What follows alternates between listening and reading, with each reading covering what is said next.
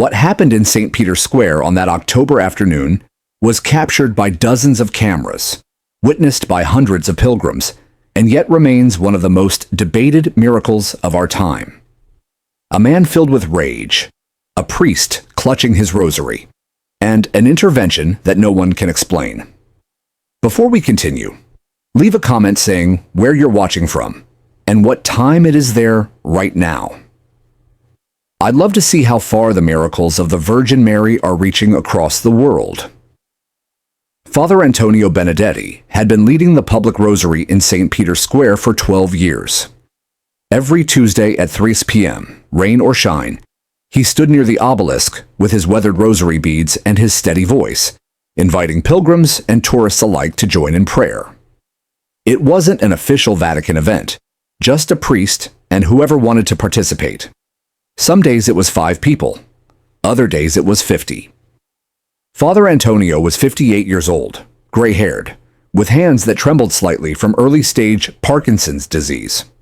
He had been diagnosed 3 years earlier, but he refused to let it stop him. The rosary helped. The repetition, the rhythm, the familiar prayers. His neurologist had even told him that prayer might slow the progression. Whether that was medical fact or just kindness, Father Antonio didn't know. But he prayed anyway. It was October 7th, the Feast of Our Lady of the Rosary. The square was more crowded than usual. Tourists taking photos of the basilica, pilgrims touching the ancient stones, street vendors selling bottles of water and cheap souvenirs. The afternoon sun was warm, casting long shadows across the piazza. Father Antonio positioned himself in his usual spot, about 30 meters from the base of the obelisk. With him were Sister Catherine, a French nun who had been joining him for the past year, and about 40 pilgrims. Some held their own rosaries, others simply closed their eyes and listened. In the name of the Father, and of the Son, and of the Holy Spirit, Father Antonio began, his voice carrying across the stone plaza. The group responded, Amen. They had just finished the first decade when Father Antonio noticed him. A man, maybe 35 years old, standing about 10 meters away. Tall, dark beard, wearing a white prayer cap, and a gray vest over white clothing. He was staring at the group with an intensity that made Father Antonio's stomach tighten. The man wasn't just looking, he was glaring. His fists were clenched at his sides, his jaw was set. Father Antonio had seen anger before. He had been a priest for 34 years, served in difficult parishes, walked through protests and tensions. He knew the look of rage when he saw it. But this was St. Peter's Square, Vatican City, one of the safest, most protected places on earth. Swiss guards in their colorful uniforms stood at every entrance. Vatican gendarmes patrolled constantly. Security cameras covered every angle. Father Antonio kept praying. Hail Mary, full of grace, the Lord is with thee. The man stepped closer, not walking casually, moving with purpose. His eyes never left Father Antonio. Sister Catherine noticed too. She whispered quietly, Father, that man. I see him. Father Antonio murmured back, not breaking his prayer rhythm. Blessed art thou among women, and blessed is the fruit of thy womb, Jesus. The man was now just 5 meters away, close enough that Father Antonio could see his expression clearly. It wasn't just anger. It was something deeper. Anguish, pain, fury mixed with something that looked almost like tears. Some of the pilgrims in the group began to shift uncomfortably. An elderly woman from Poland clutched her rosary tighter. A young couple from Brazil exchanged worried glances. Father Antonio raised his voice slightly, projecting calm he didn't entirely feel. Holy Mary, Mother of God, pray for us sinners, now and at the hour of our death. Amen. The man stopped walking. For a moment, Father Antonio thought he might turn around and leave. But instead, the man spoke, loud enough for everyone to hear. Stop this. His accent was thick, but his Italian was clear enough to understand. Father Antonio paused mid-prayer. "Brother, we are simply praying. You are welcome to join us or to go in peace." I said, "Stop." The man's voice rose, echoing across the square. Now people outside the prayer group were turning to look. Tourists stopped taking photos. A Swiss guard about 40 meters away began walking in their direction. "This is blasphemy," the man continued, his voice shaking. "You pray to a woman. You make her equal to Allah. This is shirk. This is the greatest sin." Father Antonio kept his voice gentle. "We do not worship Mary. We honor her as the mother of Jesus Christ, who we believe is the Son of God. But we can discuss this peacefully, brother. There is no need for anger. Do not call me brother." The man stepped forward again, now just 2 meters away. "You are not my brother. You are an enemy of God." Sister Catherine moved slightly in front of Father Antonio, a protective instinct. "Sir, please. We mean no offense to you or your faith. Your existence is an offense." His voice cracked. "Every day you lead people astray. Every day you teach lies about Isa, about Mariam. Every day you commit shirk in this place, this mockery of a holy city." The Swiss guard was closer now, moving quickly, but not running. Vatican protocol was clear. De-escalate first, intervene second, use force only when absolutely necessary. Father Antonio could see the guard's hand moving toward his radio. Backup would arrive in minutes, maybe seconds. But something in the man's eyes made Father Antonio hesitate. Beneath the rage, there was agony. Real, soul-deep pain. "What is your name, friend?" Father Antonio asked quietly. The question seemed to catch the man off guard. "What?" "Your name. I would like to know who I'm speaking with." The man's jaw clenched. "Ibrahim. My name is Ibrahim Al-Farsi. Ibrahim, I am Father Antonio. Will, you tell me what has brought you to this anger today?" For just a moment, Ibrahim's face shifted. The rage cracked, and underneath was grief. Raw, devastating grief. "My daughter," he whispered, then louder. "My daughter." "What about your daughter?" Sister Catherine asked gently. Ibrahim's hands were shaking now. She was 19. Beautiful. Faithful. She came to Rome last year to study medicine. She wanted to be a doctor, to help people. And you people, you converted her. You stole her from Islam. You stole her from me. His voice broke completely. "She called me 2 months ago. Said she had been baptized. Said she believed Jesus was the Son of God. Said she wanted to become Catholic. I told her. I begged her to come home. To remember who she was. To remember her faith." Tears were streaming down Ibrahim's face now. "She said she had found the truth. She said the Virgin Mary had appeared to her in a dream. She said Mary told her to be baptized." Father Antonio felt something twist in his chest. "Ibrahim, I'm so sorry for your pain, but she is dead!" Ibrahim screamed it. The sound echoed across the entire square. "She is dead because of you. Because she converted, her cousins in Syria found out. They killed her. They killed my Amira because you poisoned her mind with your lies." The Swiss guard was there now, just 3 meters away, speaking into his radio. More guards were approaching from different directions. But Ibrahim didn't seem to notice them. His entire focus was on Father Antonio. "Every prayer you say to that woman, every rosary you pray, you kill more daughters. You destroy more families. And I will not let it continue." What happened next took less than 3 seconds. Ibrahim lunged forward. His hand went to his vest. For a horrible moment, Father Antonio thought, "Bomb. This is a bomb. We're all going to die." But Ibrahim pulled out a knife. Not large, maybe a 4-inch blade. But in his shaking hand, it looked deadly. Sister Catherine screamed. Pilgrims scattered. The Swiss guard shouted, "Fair Marcy! Stop!" But Ibrahim was already moving. He swung the knife toward Father Antonio, not in a practiced fighting motion, but in wild, grief-fueled rage. Father Antonio raised his hands instinctively. The rosary beads, still wrapped around his fingers, swung outward. And then everything changed. But what happened in that split second that made Ibrahim freeze completely? Why did the Swiss guards stop in their tracks, staring at something no camera could fully capture? The knife was inches from Father Antonio's chest when Ibrahim stopped. Not slowed down, not hesitated. Stopped. Completely. Frozen mid-strike as if he had suddenly turned to stone. Father Antonio, eyes squeezed shut, waiting for the impact, felt nothing. He opened his eyes.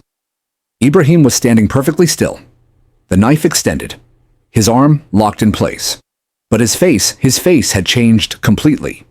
The rage was gone.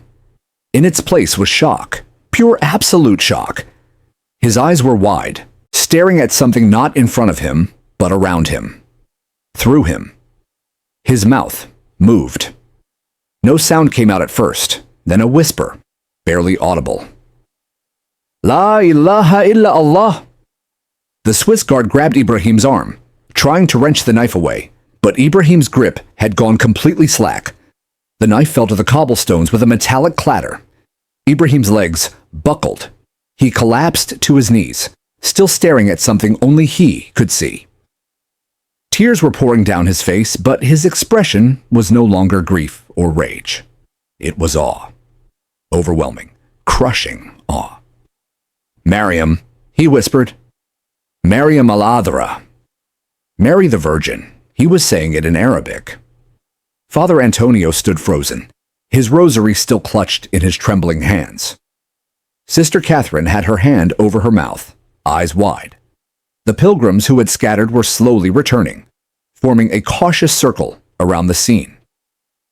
2 more Swiss guards arrived, along with Vatican gendarmes. They pulled Ibrahim to his feet, but he wasn't resisting. He wasn't even aware of them. His gaze was fixed on the space directly in front of Father Antonio, where nothing visible stood. I see you, Ibrahim said, his voice breaking. I see you. You are beautiful. You are light. I don't understand. I don't understand. One of the Vatican gendarmes, a young officer named Marco, looked at his commanding officer. Should we call medical? The commanding officer, a veteran named Captain Ricci, was staring at Ibrahim with a strange expression. Wait, he said quietly. Ibrahim was sobbing now, his whole body shaking. The guards held his arms, but he wasn't pulling away. He was kneeling in the middle of St. Peter's Square, surrounded by weapons and security officers, completely vulnerable. Why? Ibrahim cried out. Why do you show yourself to me? I came here I wanted to... He couldn't finish. I wanted to hurt him. I wanted revenge. Why do you stop me with mercy? Father Antonio, his own hands shaking, took a step closer. The guards tensed, but Captain Ricci held up a hand. Wait. Ibrahim, Father Antonio said softly. What do you see? Ibrahim looked at Father Antonio, then back at the empty space. You cannot see her. No, my son, I cannot. She is there, right there, in blue. The color of the sky reflected in water. Her face I cannot describe. She is looking at me with such sadness, such love. How can there be both? How can she look at me with love when I came here to kill? Sister Catherine was crying now too. Several of the pilgrims had fallen to their knees, not in fear but in prayer. Ibrahim continued, speaking as if in a trance. She is speaking to me, not with words, inside my heart. She says my daughter is safe. My Amira is with her. She says Amira's death was not God's will, but the evil of men. She says vengeance belongs to God alone. Father Antonio felt tears burning his own eyes. Ibrahim, the Virgin Mary loves you. She loves all her children. But I am not her child. Ibrahim whispered, I am Muslim. I was born Muslim. I will die Muslim. Why does she appear to one who does not even believe she is the mother of God? Because mercy doesn't require belief, Father Antonio said. Love doesn't demand faith first. It gives faith. Ibrahim closed his eyes. More tears streamed down his face. She is showing me. She is showing me Amira, my daughter. She is smiling. She is whole. She is happy. She is saying, Father, forgive them. They didn't understand. His voice cracked completely. But I cannot forgive. They killed her. They killed my baby because she chose to follow her conscience. How can I forgive that? She is saying, Ibrahim continued, his eyes still closed, that unforgiveness is a prison. That Amira does not want me to live in that prison. That she wants me to be free. The silence in the square was profound. Even the tourists, who had no idea what was happening, had stopped, sensing something sacred was occurring. Ibrahim opened his eyes again. He looked directly at Father Antonio. She is asking me to do something. She is asking me to give you my hand, to let you help me stand. She says this is the beginning of my freedom. Father Antonio didn't hesitate. He stepped forward, past the guards who were too stunned to stop him, and extended his hand. Ibrahim stared at it. His own hand, which minutes ago had held a knife meant to kill, slowly reached out. His fingers were shaking. When their hands touched, Ibrahim made a sound that was half sob, half gasp. She is smiling, he whispered. The lady is smiling. Father Antonio helped pull Ibrahim to his feet. They stood facing each other. An aging Italian priest with Parkinson's disease and a grieving Syrian man who had come to murder him. I am sorry, Ibrahim said, his voice barely above a whisper. I am so sorry. I wanted to kill you. I wanted to make someone pay for my daughter's death. I know, Father Antonio said gently. Grief makes us want to hurt the world that hurt us. But you didn't hurt me, Ibrahim. You were stopped by love. Captain Ricci approached carefully. Father Antonio, we need to take him into custody. He assaulted a priest with a deadly weapon in Vatican City. This is not a small matter. Father Antonio looked at the captain. He did not assault me. He threatened me, yes. But at the moment of action, he stopped. Something stopped him. Yes, Captain Ricci said carefully. We all saw that. What we saw was unusual. But the law is still the law. I will not press charges, Father Antonio said firmly. This man came here in grief and pain. He is a father mourning his daughter. He needs help, not punishment. Father, with respect, that is not your decision alone. This is Vatican territory. The Holy See will make the final determination. Sister Catherine spoke up. Then let them see what we saw. Let them hear what he said. Let them know that the Mother of God herself intervened. One of the younger Swiss guards, who had been standing nearby, said quietly, Captain, I saw something. When he swung the knife, just for a moment there was, I don't know how to explain it, a light around Father Antonio. It was blue, bright blue. It lasted maybe a second, but I saw it. Another guard nodded. I saw it too. I thought it was the sun reflecting off something, but there was nothing to reflect off of. Captain Ricci looked at his men, then at Ibrahim, then at Father Antonio. This will be in my report exactly as it happened. What the Holy See decides is above my authority. Ibrahim was led away gently by the guards. He went without resistance, still dazed, still looking around, as if seeing the world for the first time. As they walked him toward the Vatican gendarme station, he turned back once. Father Antonio, he called out. Father Antonio looked at him. She said she will come to you tonight. In your prayers, she said you will know she was truly here. And then he was gone, surrounded by guards, disappearing into the administrative buildings of Vatican City. Father Antonio stood in the square, his rosary still wrapped around his fingers, his whole body shaking. The pilgrims slowly gathered around him again. No one spoke. What could be said? Sister Catherine touched his shoulder. Father, are you hurt? He shook his head. No, I am not hurt. I am overwhelmed." "What do we do now?" she asked. Father Antonio looked at his rosary, at the worn beads that had been in his family for 3 generations. "We finish the rosary," he said quietly. "We finish what we started." And there in St. Peter's Square, with tourists watching in confusion and pilgrims watching in wonder, Father Antonio led the group through the remaining decades. His voice was steadier now. The trembling in his hands had stopped. When they reached the final prayers, he added something not in the traditional rosary. "And Holy Mary, Mother of God, thank you for stopping the hand of violence. Thank you for showing mercy to one who came in rage. Thank you for reminding us that love is stronger than death, and forgiveness is stronger than revenge. Amen." The group dispersed slowly. Some stayed to talk, to try to process what they had witnessed. Others left quickly, overwhelmed. Sister Catherine stayed with Father Antonio. "Do you think he really saw her?" she asked. Father Antonio looked at the spot where Ibrahim had fallen to his knees. "I don't know what he saw, sister. I only know that a man who came here to kill left here changed. Whether that was the Virgin Mary or the grace of God working in some other mysterious way. Does it matter? The outcome is the same. A life was saved. 2 lives, actually. His and mine." They walked slowly back toward the edge of the square. The sun was lower now, casting golden light across the ancient stones.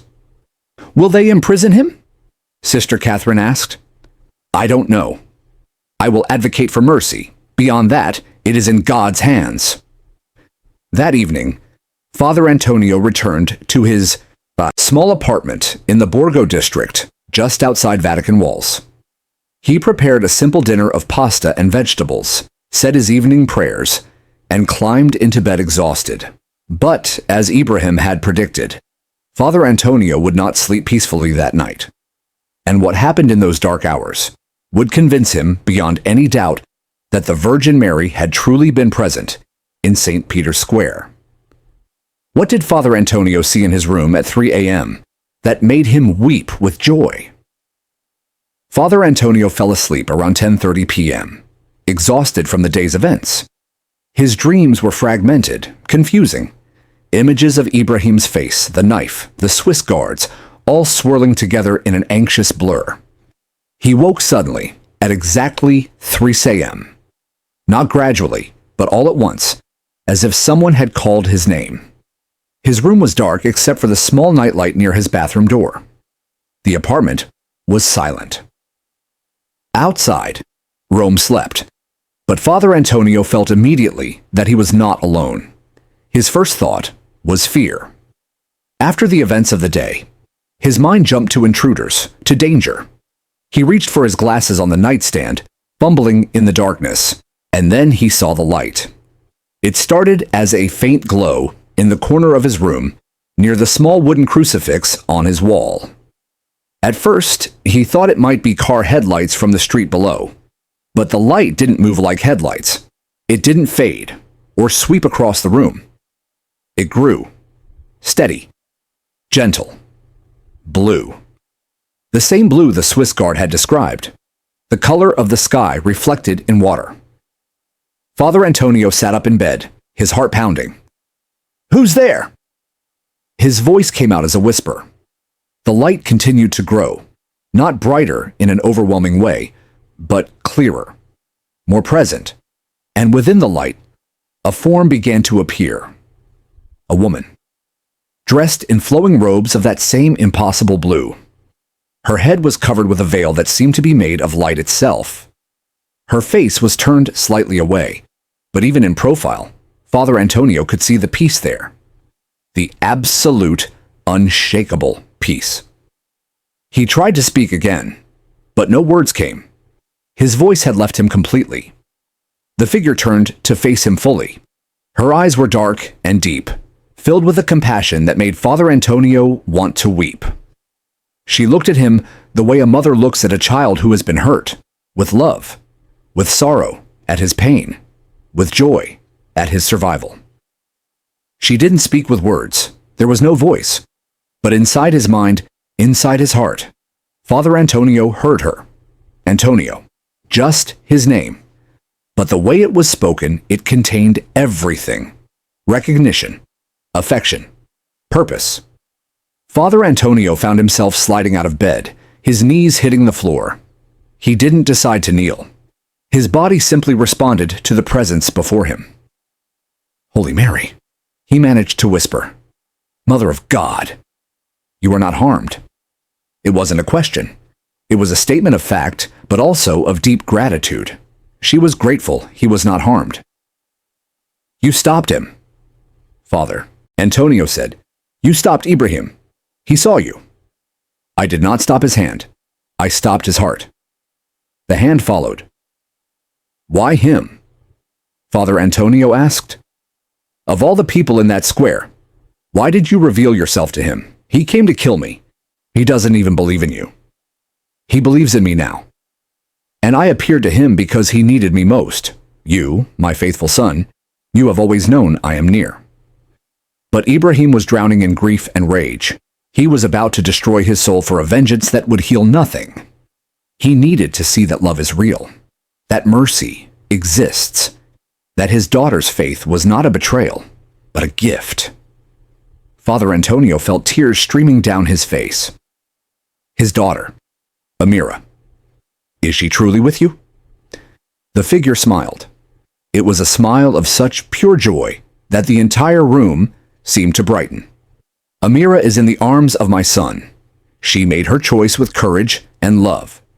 Her death was not the will of heaven, but the evil of broken men. But even their evil could not touch her soul. She is at peace, and she prays for her father every moment. He is in custody now, Father Antonio said. He will be charged with attempted assault, possibly attempted murder. They might imprison him for years. That is not for you to carry. Speak for mercy, as you have already decided to do. The rest belongs to powers beyond you. But know this, Ibrahim's moment in St. Peter's Square was not an accident. He was meant to be there. You were meant to be there. The guards, the pilgrims, the witnesses, all were meant to be there. Because what happened today was not just about saving your life or stopping his hand, it was about showing the world that I have not abandoned them. Father Antonio felt the weight of that. People will not believe. They will say Ibrahim hallucinated, that he had a psychotic break, that it was stress or grief or delusion. Let them say what they will. The ones who need to believe will believe. The ones who were meant to see will see. You cannot convert the world, Antonio. You can only plant seeds, and today, in one man's heart, a seed was planted. Where it grows is between him and God. What do I do now? Father Antonio asked. Do I tell people? Do I keep it secret? Do I continue as you have always continued? Pray the Rosary every Tuesday. Lead the willing in prayer. Be faithful in small things. The rest will unfold as it must. The figure began to fade. Not suddenly, but gradually, like the dawn slowly replacing the stars. Wait, Father Antonio said, reaching out. Please, I have so many questions. About Ibrahim, about his daughter, about what this means. You have everything you need. Trust in my son. Trust in the prayers you have said for 34 years. Trust that when grief comes, when violence threatens, when the world seems dark, I am near. I am always near. To all my children, Christian, Muslim, believer, doubter, all are my children. All are loved. The light faded completely. The room returned to darkness except for the small nightlight. Father Antonio remained on his knees, his hands clasped in front of him, his face wet with tears. He didn't know how long he stayed there. Minutes, maybe an hour. Time felt strange, elastic. Eventually, he climbed back into bed. He didn't sleep. He simply lay there, staring at the ceiling, replaying every second of what he had just experienced. As dawn broke over Rome, Father Antonio rose, dressed in his simple black cassock, and walked to the small church nearby for morning mass. His hands trembled as he held the chalice, But it was not the Parkinsons this time. It was awe. Meanwhile, in a holding cell in the Vatican gendarme station, Ibrahim al-Farsi sat on a narrow bed, his head in his hands. He had been questioned for hours the previous evening. Gently, professionally, but thoroughly. They wanted to understand. Why had he come to Rome? How had he gotten the knife through security? What had he planned to do? Ibrahim had answered every question honestly. He had nothing left to hide. He told them about Amira, about her conversion, about the honor killing by relatives who believed they were defending Islam, about his rage, about his plan to hurt a priest, any priest, as revenge for what he saw as the theft of his daughter. And then he told them about what he saw. The woman in blue, the overwhelming presence, the way his hatred had simply dissolved in the face of the love. The interrogator, a middle-aged Vatican official named Monsignor Ferrara, had listened without interrupting. When Ibrahim finished, Monsignor Ferrara was quiet for a long moment. "Mr. Al-Farsi," he finally said, "I have served the Church for 30 years. I have investigated claims of miracles, visions, and supernatural events. Most are explainable. Hallucinations, mental illness, sincere but mistaken witnesses, but occasionally, very occasionally, something happens that defies explanation. What happened today in St. Peter's Square has been witnessed by multiple people. Swiss guards, gendarmes, pilgrims, and their accounts all align with yours." Ibrahim looked up. "What happens to me now?" "That is not my decision. But Father Antonio has declined to press charges. He is advocating for your release into psychiatric care rather than imprisonment. The Holy See is considering his request." "Why would he do that?" Ibrahim whispered. "I tried to kill him." "Because," Monsignor Ferrara said gently, "he believes you were stopped by divine intervention. And if the Virgin Mary herself intervened to save his life and your soul, who is he to demand punishment?" Ibrahim closed his eyes. Fresh tears came, but he was so exhausted he could barely feel them anymore. 3 days later, a decision was made. Ibrahim would not be charged with attempted murder. Instead, he would be released to a mental health facility in Rome for evaluation and treatment, with the understanding that if he ever attempted violence again, the full weight of the law would fall on him. Father Antonio visited him the day before his release from Vatican custody. They sat across from each other in a small meeting room, a guard standing discreetly by the door. "I don't understand," Ibrahim said. "Why do you not hate me?" Father Antonio smiled. "I will tell you honestly, Ibrahim. When you came at me with that knife, I was terrified. For those few seconds, I thought I would die. And I was angry. Angry that someone would bring violence into a place of prayer. But then I saw your face. After you stopped. And I realized you were not evil. You were broken. And the Virgin Mary, in her mercy, showed you love instead of judgment. How can I do any less?" Ibrahim shook his head. "I am still Muslim, Father. What I saw has not changed my faith. I still believe in Allah. I still believe Muhammad is his prophet, but I cannot deny what happened. I cannot deny that I saw something, someone, and that she showed me mercy I did not deserve." "God's mercy transcends our understanding," Father Antonio said. "Perhaps what you experienced was not meant to convert you, but to heal you, to free you from the prison of rage so you can grieve your daughter properly." "Will I ever stop hurting?" Ibrahim asked, his voice breaking. "No," Father Antonio said honestly. "You will carry Amira in your heart for the rest of your life. The pain will never fully go away, but it can transform from sharp agony to bittersweet memory. It can become a place where love lives instead of hate." They sat in silence for a moment. "What happens now?" Ibrahim asked. "Where do I go? My family in Syria will not accept me. My relatives here in Europe think I have shamed them with my arrest. For now, you heal," Father Antonio said. "The facility will help you. And when you are ready, We will find a place for you. The church has resources, connections. You will not be abandoned." Ibrahim looked at this priest he had tried to kill, this man who was now offering him help, and he began to weep again. But this time, the tears were not born of rage or grief alone. They were tears of release. What neither man knew in that moment was that their story was about to become something much larger. Because word of what happened in the St. Peter's Square had begun to spread, and what started as a local incident was about to ignite a conversation that would reach millions. How would the world respond when the Vatican made its official statement about the miracle? The official statement came 2 weeks after the incident. The Vatican press office, after careful deliberation and investigation, released a carefully worded announcement. On October 7th, in St. Peter's Square, an incident occurred involving Father Antonio Benedetti and Ibrahim al-Farsi.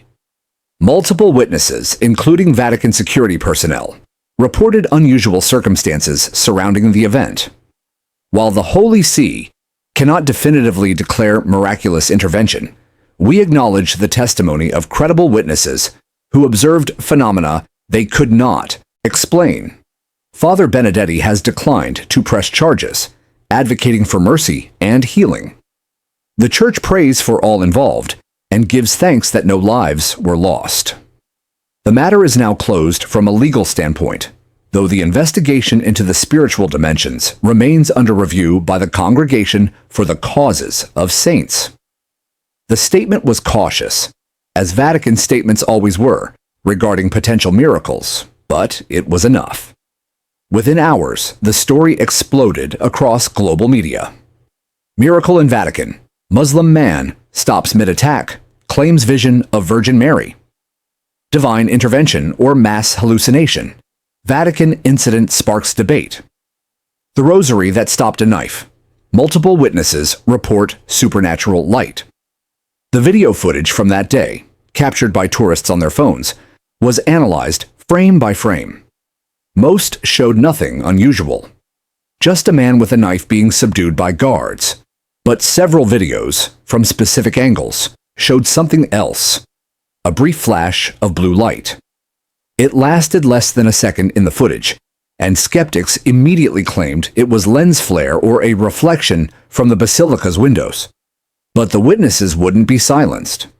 The young Swiss guard, whose name was revealed as Jakob Messner from Switzerland, gave an interview to Catholic news agency. "I know what I saw," he said firmly. "I have served as a Swiss guard for 4 years. I have stood in St. Peter's Square in all kinds of weather, at all times of day. I know what sunlight looks like, what reflections look like.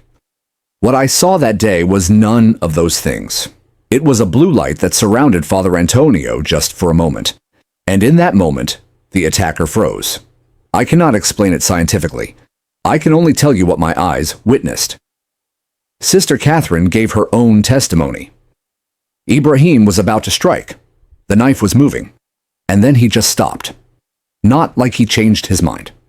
Like he was physically prevented from continuing. His whole demeanor changed in an instant, from rage to wonder, from violence to peace.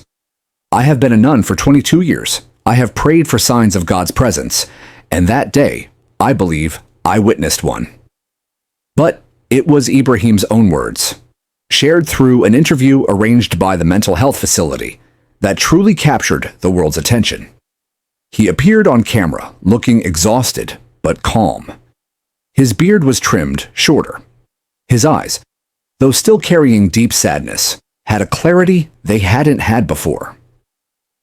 "I came to Rome to make someone pay for my daughter's death," he said in heavily accented English. "I chose Father Antonio because he was leading prayers to the Virgin Mary. In Islam, we love and revere Mariam. She is the mother of the prophet Isa, who you call Jesus. But we do not pray to her. I saw Catholics praying to her as blasphemy, and I wanted to punish it." He paused, collecting himself. "But when I raised the knife, I saw her. Whether it was the Virgin Mary or an angel or a manifestation of Allah's mercy, I cannot say. I am still Muslim. I still pray 5 times a day. But I cannot deny what I experienced. I saw a woman of light. She looked at me with love I do not deserve. And she showed me my daughter, safe and at peace. In that moment, all my hate disappeared. Not because I willed it, but because it was removed from me. The interviewer asked, "Do you regret what you tried to do?" "Every second of every day," Ibrahim replied, his voice breaking. "I almost murdered a good man because of my own pain. I almost destroyed my soul in the name of revenge. If not for what happened, I would be a murderer now. Father Antonio would be dead, and my daughter's memory would be stained with more violence. I am grateful beyond words that I was stopped." What do you think really happened that day? Ibrahim looked directly into the camera. "I think mercy is real. I think that whether you call it the Virgin Mary or an angel, or the direct intervention of God, there is something beyond our anger and pain. Something that loves us even when we don't deserve it. Especially when we don't deserve it." The interview went viral. Millions of views within days. It was shared across social media, discussed on news programs, debated in churches and mosques and universities. Religious leaders worldwide weighed in. The Vatican remained cautiously supportive. Pope Francis himself, during his weekly address, said, "We live in a time of great division, great anger. But God's mercy is greater than our divisions. If the Mother of God chooses to reveal herself to bring peace, to stop violence, to heal grief, then blessed be her name, and blessed be all who witness to love over hatred." Islamic scholars were divided. Some dismissed the entire incident as Catholic propaganda. Others were more thoughtful. Imam Hassan Khalil, a respected scholar from Al-Azhar University, stated, "In the Quran, Maryam is honored above all women. She is described as pure, chosen, blessed. If Allah chose to send her, or a vision of her, to stop a man from committing murder, this does not contradict Islamic teaching. Allah's mercy manifests in ways we do not always understand. What I see in this incident is not a miracle of Christianity or Islam, but a miracle of mercy itself."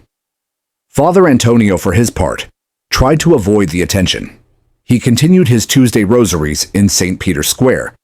But now the crowds were larger. Not just faithful Catholics, but curious seekers, skeptics with cameras, journalists looking for a story. One Tuesday, about a month after the incident, a group of Muslim pilgrims approached him after the rosary. They were from Indonesia, visiting Rome as tourists. One of them, a woman named Siti, spoke for the group. "Father, we heard about what happened to you. We wanted to come and pray near where it happened. Is that all right?" Father Antonio smiled warmly. "Of course. All are welcome in St. Peter's Square. It belongs to God, not to any one group of people." "We don't pray to the Virgin Mary," Siti explained carefully, "but we honor her. And we believe that what happened to you and to Ibrahim was a message for all of us. That we can have different faiths and still recognize mercy when it appears." Father Antonio felt tears prick his eyes. "Thank you," he said simply. "That means more than you know." The group prayed quietly nearby. Muslim prayers said in Arabic, while Catholics said the rosary in Italian and a dozen other languages. It was not syncretism, not a blending of religions into sameness. It was something simpler and more profound. Different people, different beliefs, sharing space in recognition of the sacred. Ibrahim, after completing his treatment, chose to remain in Rome. He found work at a refugee center, helping newly arrived immigrants navigate life in Italy. He never converted to Christianity. He remained faithful to Islam, praying at a local mosque, fasting during Ramadan. But he also maintained a relationship with Father Antonio. They met for coffee once a month. They talked about grief, faith, the nature of mercy. They didn't try to convert each other. They simply existed as two men who had been brought together by tragedy and transformed by grace. On the first anniversary of the incident, October 7th again, the Feast of Our Lady of the Rosary, Father Antonio led a special rosary in St. Peter's Square. The crowd was enormous, thousands of people. Swiss guards had to set up barriers to manage the flow. Ibrahim stood at the edge of the crowd, watching. He didn't join the rosary. He said his own prayers silently in Arabic. But he was there, present, witness. At the end of the rosary, Father Antonio did something unexpected. He walked to where Ibrahim stood and embraced him. The crowd saw. Cameras captured it. And in that embrace, two men who represented different worlds, different faiths, different understandings of that October day, showed something essential. Forgiveness is real, healing is possible, and mercy can cross any divide. The story of what happened in St. Peter's Square has been investigated, analyzed, debated, and celebrated. Some call it a definitive miracle.